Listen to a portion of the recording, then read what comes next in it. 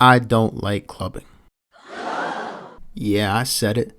Matter of fact, I'd rather waste my time doom scrolling on TikTok in the comfort of my own bed with only my drawers on than getting wasted at the club. Now, don't get me wrong, going to the club every now and then is perfectly fine. And when I say every now and then, I really only mean like once a month or once every 2 months.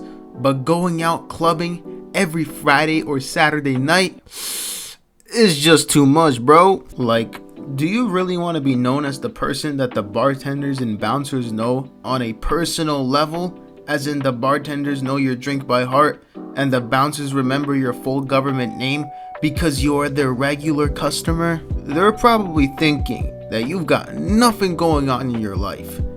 And it's because you probably don't. To any teens watching this who are getting absolutely hyped about the thought of going to the club because it just looks so cool in movies and TV shows, I'm here to tell you that you will probably get more enjoyment from watching the clubbing scene in the Goofy movie. Peak movie, by the way. Movies and TV shows made clubbing seem like a life-changing experience, and I mean, they're not wrong. It's life-changing in the sense that you realize that this shit is like Ben Simmons' whole career. Just a big disappointment. I remember being 18 years old, getting ready to go to the club for the first time, and yes, I can do that because I'm not American, and where I live, the legal drinking age is 18. But anyways, I remember being so excited, thinking to myself that this is about to be the best night of my life. Holy shit, was I wrong. It was literally nothing like it was portrayed to be.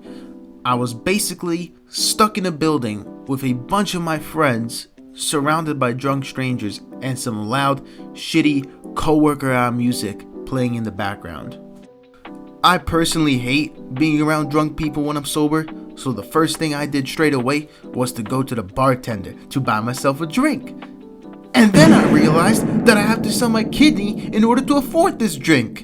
And I'm trying to get drunk, which means more drinks, which means that I'm gonna have to cut off my arm and my leg so I can afford all those drinks, and by the end of this, I'm gonna start looking like Seamus Levine. Seriously though, why are drinks at the club 10 times more expensive than they are at the liquor store? Like, a 4-pack of Smirnoff Ice is equivalent to 1 bottle at the club, but drinks are just way too expensive. And also, at least where I live, the bars only accept cash, and nobody is carrying a boatload of cash nowadays, so have fun transferring your money from your bank account on their slow as fuck, busted up, sketchy ass ATM. Anyways, after I've finished killing my wallet for a couple of drinks, I'll go check up on my friends. This is when I realized just how unbelievably fucking boring the club is, because my friends are sat down on their phones, sipping on their overpriced drink whilst eating their $20 burgers that they ordered from the menu, doing absolutely nothing.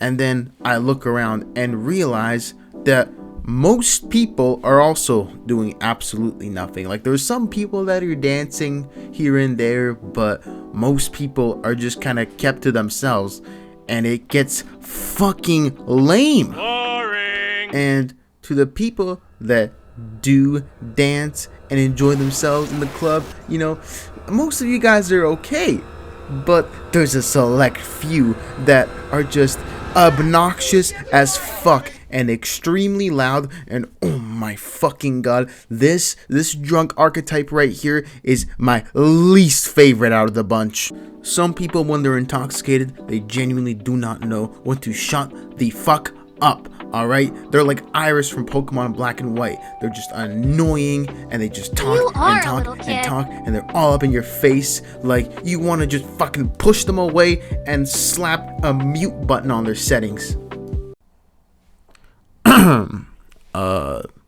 This is Editing Nivy speaking. I was only joking when I was talking about pushing drunk people away. That was only a joke, alright? YouTube, please don't fucking delete this video because of that. Honestly, that drunk archetype goes for both men and women, And it low-key sucks that a lot of the people at the club happen to act like that. But you want to know what's even worse than that? The music. The music is almost never good. The music is always the most NPC TikTok-ified music that you could think of. And for whatever reason, my friends like to go to this one specific bar that specifically plays country music. And listen, if you like country music, that's okay. But for me personally, it's just not for me. And I have tried so many times to force myself to like it, but I can't. And listen, my music taste is diverse. I listen to rap, R&B, indie, rock, pop, white girl music. Check out the video if you haven't already. But country? I don't know, man. It just makes my head hurt. And you'll see some people line dancing, and I'll be sitting my ass down because I'm not about to get groovy to some Morgan Wallen. Fuck that. And there are other places too that don't play country, but even then, the music is rarely good. I remember this one time we went to this one bar, and out of all the music they could have possibly played, they were playing Sexy Red. Sexy Red. Are we being for real? Like, my expectations were pretty low to begin with, but goddamn, do you even want people to show up at this point? And listen, sometimes the club will throw on some bangers like Fetty Wap, Pitbull, David Guetta, you know, music that's meant for the club. And then you'll just hear some KSI and your ears will begin to bleed. So you'll need to fuel yourself with more alcohol for the music to even be tolerable. And more alcohol means more trips to the bathroom. And I don't know if this is just a thing where I live, but there will sometimes be a guy standing in the bathroom carrying a bottle of hand sanitizer, and at first you'll think nothing of it until you're about to leave.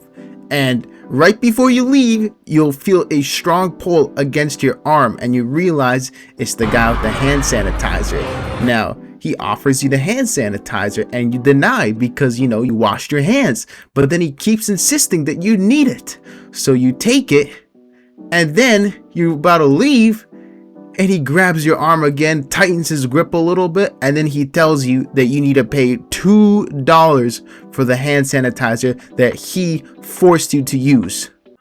$2 freaking, man. What are we fucking doing here? Like, you're telling me that I have to pay to take a piss? That's fucked up. And to show you just how greedy these clubs can get, some of them will even charge you for entry. That country bar that I mentioned earlier, yeah, it's like $15 entry. So shout out to all the clubs that just ask for your ID and don't charge for entry and don't charge you to take a fucking piss. You guys are just a little bit better than the rest. And to anybody watching this who genuinely believes that you can find love at the club, you are actually brain dead. I'm sorry, but someone had to say it.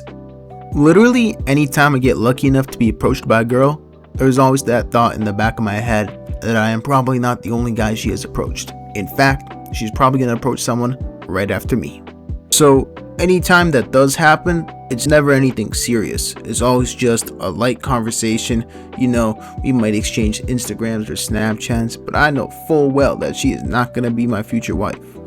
This honestly goes both ways because a lot of guys just show up to the club to make out with a bunch of chicks and get laid. And to be quite honest with you, the Wizards have a higher chance of winning the NBA championship than you do of finding your future wife or husband in the club. That's why whenever I see someone at the club that's clearly a bit older, like early 30s or older, I usually assume they're either divorced or just a bit behind in life. Because at that point, you should be starting a family. Like, what the fuck are you doing at the club? I feel like when you turn 27 is when you should just retire from clubbing, because you're gonna start looking like someone who peaked in college or high school. Just pack it up. I'm only 19 and I feel like I'm getting ready to completely stop. And as a 19-year-old, I would much rather go to the bonfire with the boys, crack open some cold ones, and just enjoy each other's company. Because we all know each other, nobody's a stranger, and it's going to be peaceful. No annoying sorority girls in the background, and we decide what music gets played. Nobody's paying for entries, the bathroom is free, you get better food, and the alcohol from the liquor store is much cheaper anyways. I genuinely don't understand why more people just do this instead. It's much better in every aspect, like it's something that you could do when you're 50 and you won't look like a fucking loser. Anyways, moral of the story, fuck clubbing. I would rather be alone in the mountains enjoying nature.